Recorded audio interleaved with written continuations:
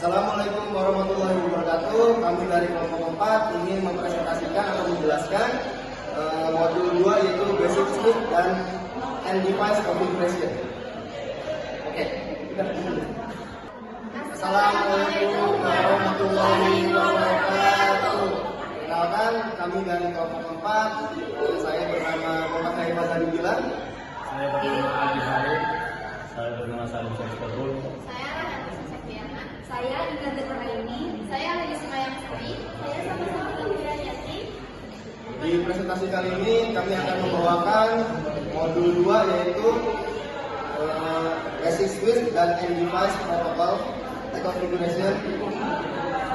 Jadi kita masuk ke yang pertama. Yang pertama itu tentang Cisco I/O Access. Jadi di modul ini kita diajarkan cara mengkonfigurasi dasarnya switch. Nah, kemudian switch dan juga end device supaya nanti ketika kita memakainya kita bisa memakainya dengan benar, termasuk akses Cisco I/O setting dan IP address. Nah, ini kenapa penting? Karena nantinya semua administrasinya itu, jaringan itu dimulai dari konfigurasi awalnya si Cisco I/O access ini. Nah, kemudian kita masuk ke sistem operasi. Jadi sistem operasi itu apa sih? Jadi sistem operasi itu adalah semua jaringan dan komputer menggunakan sistem operasi. Nah, kemudian sistem operasi itu terdiri dari kernel yang mengatur hardware dan sel yang menjadi penghubung antara user dengan sistem. Untuk gampangnya itu, jadi sistem operasi itu seperti otak dari suatu perangkat. Jadi kalau si otaknya itu tidak bekerja dengan lancar, jadi sistem operasinya itu jadinya dia akan tidak berfungsi. Nah, kemudian itu tuh yang mengurus nantinya adalah si kernel, bagian dalam si sistem operasinya itu seperti hardware. Nah, sedangkan sel itu dia akan di bagian untuk mengakses berbagai interaksinya. Ada dua cara untuk memakainya, yaitu CLI dan GUI.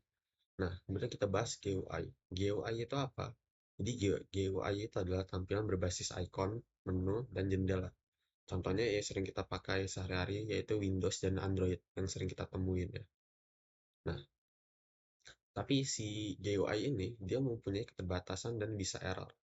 Jadi di networking lebih sering dipakainya CLI ya. Karena di GUI itu yang sudah saya baca-baca ini dia banyak kekurangannya seperti error. Jadi GUI itu biasanya kita pakai sehari-hari tapi kelemahannya banyak errornya, jadi kita makanya teknik-teknisi itu lebih sering memakai CLI. Kemudian kita masuk ke purpose of an SOS. Nah, jadi sistem operasi itu adalah tujuannya tentunya membantu user berinteraksi dengan perangkat. Nah, di PC kita bisa klik jalankan program, lalu lihat outputnya nanti di dalam CLI-nya itu, seperti di Cisco IOS. Kita bisa ketikkan beberapa perintah, jalankan program, jaringan, kemudian lihat hasilnya nanti. Nah, jadi fungsi utama sistem operasi itu sebagai penghubung antara user dengan perangkat. Kalau di komputer biasanya kita memakai GUI yang tadi sudah saya jelaskan. Biasanya kita klik pakai mouse, nanti itu di icon Windows-nya muncul berbagai tampilan. Biasanya CLI ini juga bisa kita ketikkan langsung menggunakan keyboard. Untuk perangkat Cisco, mereka memakai Cisco IOS dan versinya bisa beda-beda, tergantung antara perangkat fitur yang dibutuhkan. Bahkan bisa di-upgrade kalau mau menambah kemampuan. Nah, kemudian kita lanjut ke access methods. Nah, switch itu sebenarnya dia bisa langsung bekerja tanpa konfigurasi, tapi tetap harus dikonfigurasikan dan diamankan agar sesuai kebutuhan jaringan. Gitu. Masuk yang terakhir di 2.1 ini, ada yang namanya Terminal Emulation Program. Nah, jadi terminal emulation program itu digunakan untuk menghubungkan komputer perangkat jaringan lewat konsol, contohnya SSA atau Telnet. Kemudian ada PUTTI, Teraterm, dan juga Secure CRT.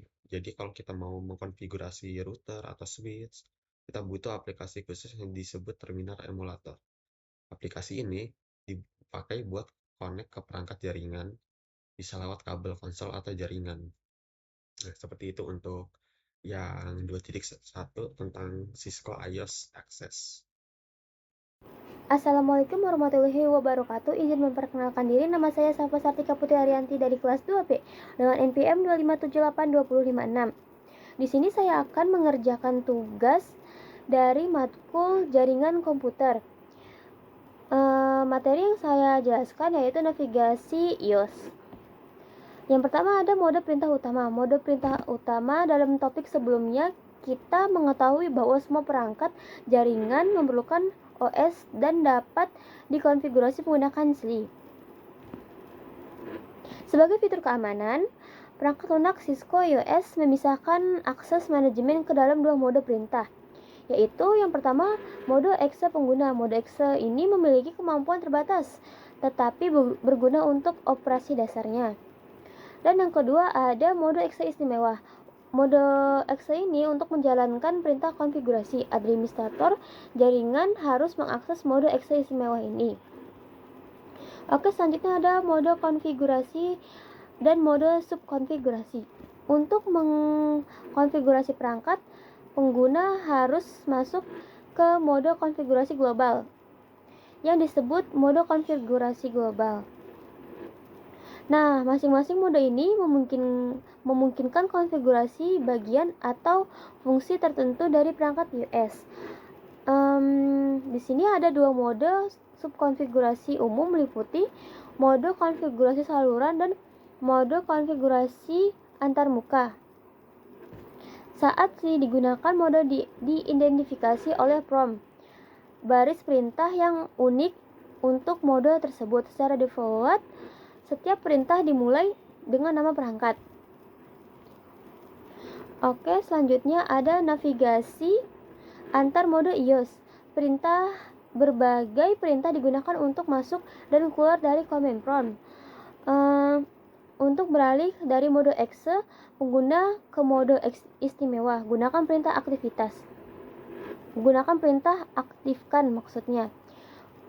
Gunakan perintah nonaktifkan mode exe istimewa untuk kembali ke mode exe penggunanya. Catatannya yaitu mode exe istimewa terkadang disebut mode aktifkan. Untuk masuk dan keluar dari mode konfigurasi global, gunakan perintah konfigurasi mode exe istimewa terminal. Untuk kembali ke mode exe istimewa, masuk perintah exit global config mode.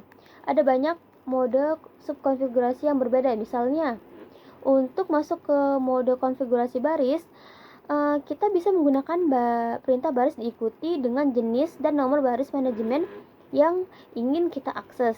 Gunakan perintah keluar untuk keluar dari mode subkonfigurasi dan kembali ke mode konfigurasi global. Oke, sekiranya ini saja yang saya jelaskan di materi navigasi iOS. Selanjutnya akan dijelaskan oleh teman saya. Materi selanjutnya akan dijelaskan oleh teman saya. Saya akhiri. Wassalamualaikum warahmatullahi wabarakatuh. Assalamualaikum warahmatullahi wabarakatuh. Nama saya Rahel Nisa Septiana dengan NPM 25782050. Saya dari kelas TRI 2B. Di sini saya akan menjelaskan mengenai modul tentang konfigurasi perangkat dasar 2.4. Oke. Jadi di sini yang pertama ada nama perangkat. Nah, pertama kita tuh harus menyiapkan perangkatnya dan mengonfigurasi perangkat tersebut. Kemudian kita memberikan namanya itu harus yang unik. Jadi kayak misalkan hostname itu nggak boleh yang namanya dari pabrik. Kemudian di sini ada beberapa penamaan hostname. Yang pertama itu dimulai dengan huruf. Jadi kalau misalkan hurufnya huruf besar semua. Kalau huruf kecil semua.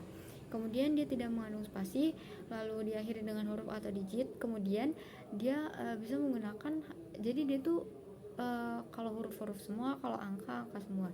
Kemudian untuk panjangnya itu kurang lebih 64 karakter. Kemudian kita itu ketika mengkonvensi nama, kita tuh menggunakan CLI atau Command Lines Interface, yang dimana untuk menerapkan ke nama perangkat. Nah, jadi dari mode Privilege Access, akses mode konfigurasi global dengan memasukkan nama perintah atau jadi perintahnya itu configure terminal. Kemudian kita memasukkan nama hostname yang sudah kita buat itu di perangkat. Lalu yang selanjutnya di sini ada pedoman kata sandi. Nah, jadi kata sandi itu nggak bisa sembarangan karena kalau misalkan kita pilih kata sandi yang pakai kata-kata umum itu pasti bakal gampang ditebak. Nah, di sini ada poin penting yang perlu kita pertimbangkan untuk memilih kata sandi. Nah, yang pertama itu kita harus pakai kata sandi yang panjangnya itu lebih dari 8 karakter. Bisa 8 karakter atau lebih, tapi nggak boleh kurang. Kemudian kata sandi itu harus menggunakan kombinasi antara huruf besar, huruf kecil, angka, karakter khusus, atau urutan numerik. Kemudian kita nggak boleh pakai kata-kata umum karena itu mudah ditebak. Misalkan kayak 1-8 itu kan mudah banget ditebak. Selanjutnya di sini ada konfigurasi kata sandi. Jadi pertama kali untuk terhubung ke perangkat kita tuh kan ada di dalam mode esek pengguna. Nah, mode ini tuh diamankan menggunakan konsol. Jadi untuk mengamankan akses mode esek pengguna, kita tuh harus masuk ke mode konfigurasi konsol baris menggunakan perintah konfigurasi global konsol baris 0 atau perintahnya tuh line konsol 0 kalau di CLI. Terus kita masukin passwordnya, terus kita login. Selanjutnya buat mengamankan akses esek privilege itu kita pakai perintah enable secret password global atau enable secret class gitu. Selanjutnya apa ya? Di sini ada enkripsi kata sandi. Jadi untuk mengenkripsi semua kata sandi teks biasa itu kita pakai perintah service password encryption. Terus buat memverifikasi bahwa kata sandi kita tuh udah dienkripsi itu pakai perintah show running config.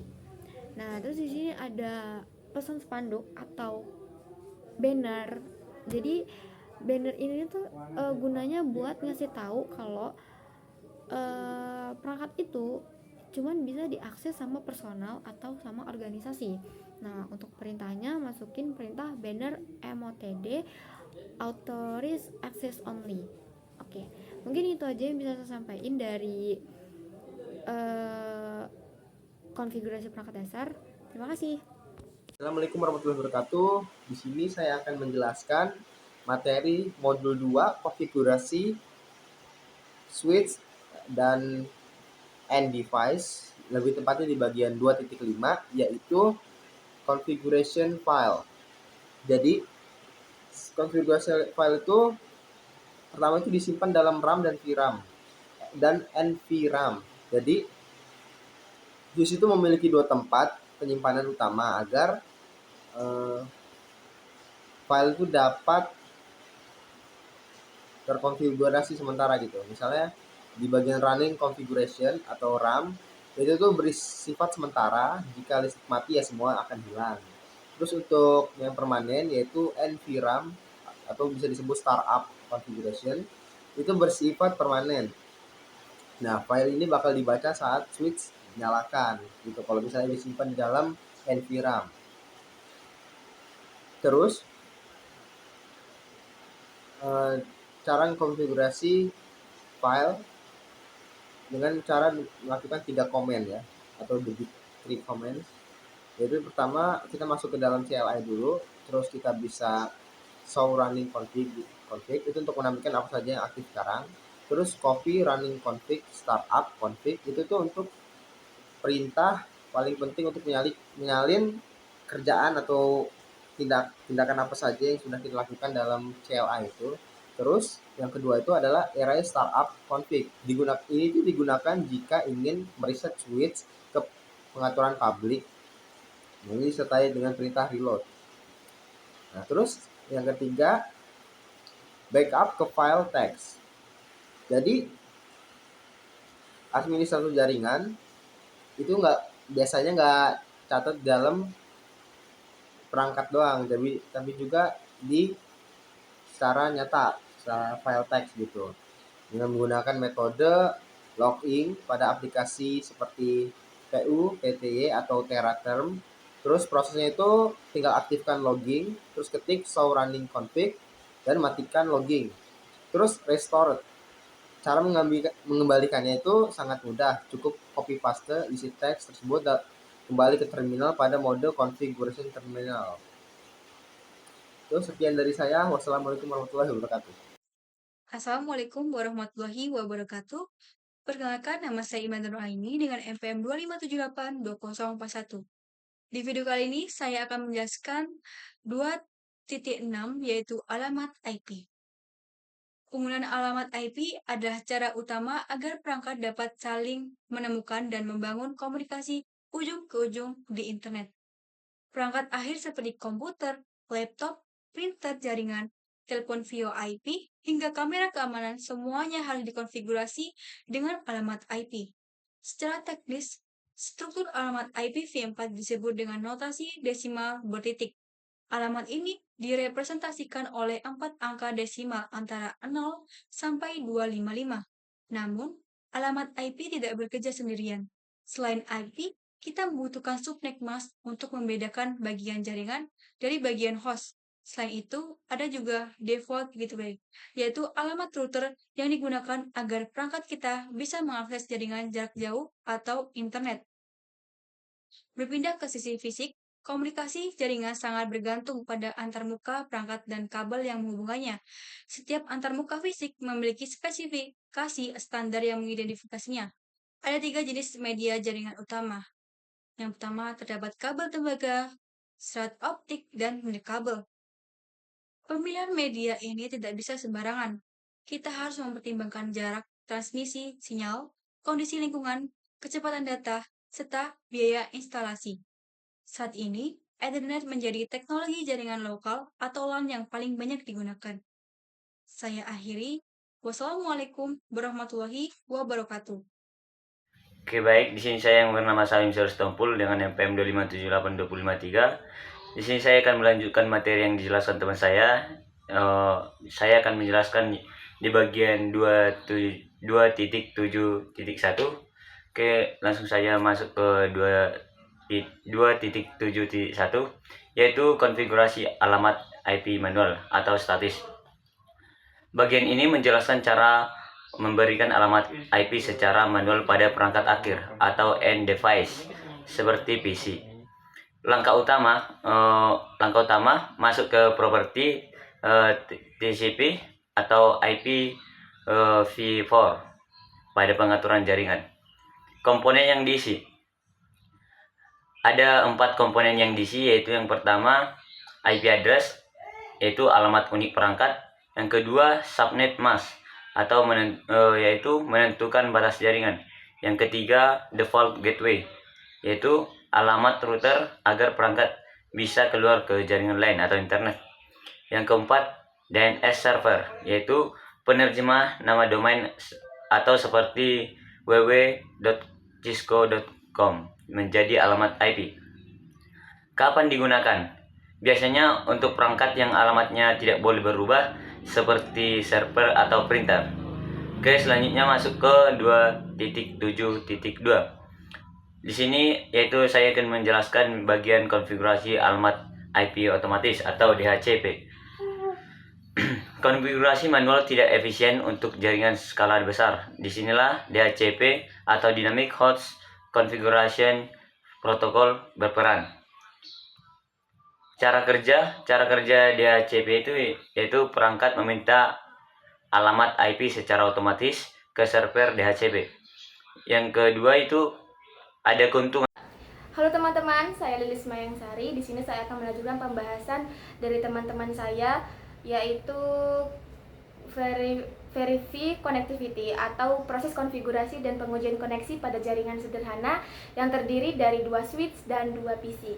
Pertama, dalam sebuah jaringan Setelah kita melakukan konfigurasi, kita tidak boleh langsung menganggap semuanya sudah benar. Kita perlu melakukan verifikasi untuk memastikan bahwa konfigurasi tersebut benar-benar bekerja. Pada perangkat PC, kita bisa menggunakan perintah seperti ipconfig untuk melihat konfigurasi IP address. Sedangkan pada perangkat jaringan seperti switch atau router, kita bisa menggunakan perintah show IP interface brief untuk melihat daftar interface, IP address, serta statusnya. Sebagai contoh, pada switch S1 atau switch pertama, interface VLAN 1 sudah diberikan IP address 192.168.1.2. Namun, jika statusnya masih administratively down, itu berarti interface tersebut belum aktif dan belum bisa digunakan. Untuk mengaktifkannya, diperlukan perintah no shutdown hingga statusnya menjadi up, yang menandakan bahwa interface sudah aktif. Pada switch kedua atau S2, awalnya interface VLAN 1 belum memiliki IP address. Oleh karena itu, kita perlu dilakukan konfigurasi dengan memberikan IP address terlebih dahulu, yaitu 192.168.1.3 beserta subnet masknya. Kemudian diaktifkan menggunakan perintah no shutdown hingga statusnya juga menjadi up dan up. Setelah konfigurasi selesai, langkah berikutnya adalah melakukan pengujian koneksi menggunakan perintah ping. Perintah ini digunakan untuk memastikan bahwa perangkat dalam jaringan dapat saling berkomunikasi. Pengujian dilakukan dari PC ke switch dan juga antar PC. Jika hasil ping menunjukkan reply, maka koneksi sudah berhasil. Terkadang ping pertama bisa mengalami timeout, namun hal ini normal karena adanya proses awal seperti ARP. Selain itu, penting juga melakukan pengujian dua arah, artinya tidak hanya dari perangkat A ke B, tetapi juga dari B ke A. Jika hanya satu arah yang berhasil, bisa jadi terdapat masalah pada pengujian. Dengan begitu, kita bisa memastikan bahwa seluruh perangkat dapat berkomunikasi dengan baik. Oke, sekian dari pembahasan saya. Saya akhiri. Wassalamualaikum warahmatullahi wabarakatuh. Sekian dari kami. Wassalamualaikum warahmatullahi wabarakatuh.